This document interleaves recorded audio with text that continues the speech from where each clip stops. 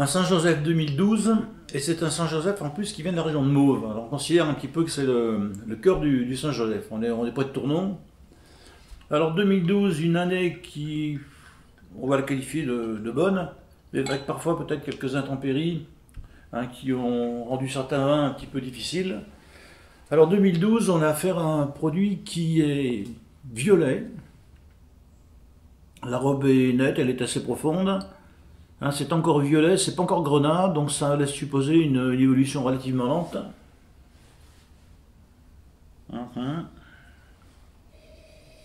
Très aromatique, très aromatique. Alors là on prend la cire à plein nez.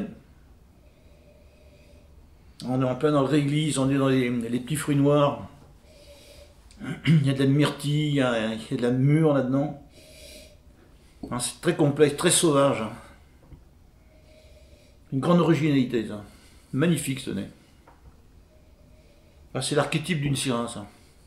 Alors en remuant bien, en cherchant un peu, on touche ces notes granitiques, on trouve ces notes granitiques là qui sont propres à ce terroir. Donc des notes minérales par la suite, de la finesse, du fruité et de la minéralité.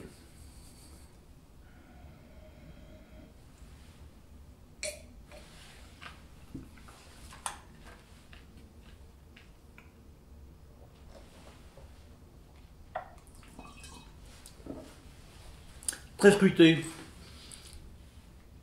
sec, des tanins que je qualifierais de sauvages, mais au bon sens du terme, c'est des tanins un petit peu rugueux, mais pas un rugueux grossier, pas du tout, c'est au contraire des tanins qui ont de la personnalité, c'est rocailleux comme vin.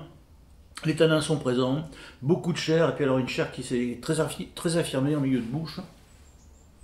C'est long, là aussi, finale minérale assez prononcée.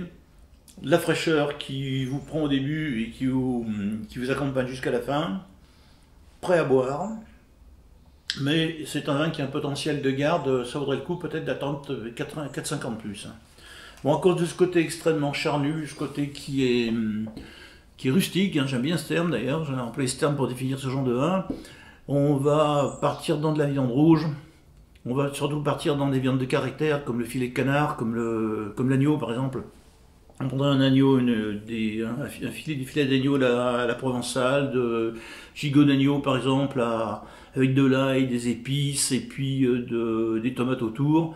Là c'est un très bel accord. Ça appelle une viande de caractère quand même. C'est pas fait pour la viande blanche ça. Ça pourrait être intéressant sur certains fromages secs de l'Ardèche. Je penserais des picodons là. Il aurait sa place également dessus. Sinon, très joli avec de la charcuterie corse et autres. Donc c'est un vin qui a un éventail au niveau accord des vins qui est extrêmement large.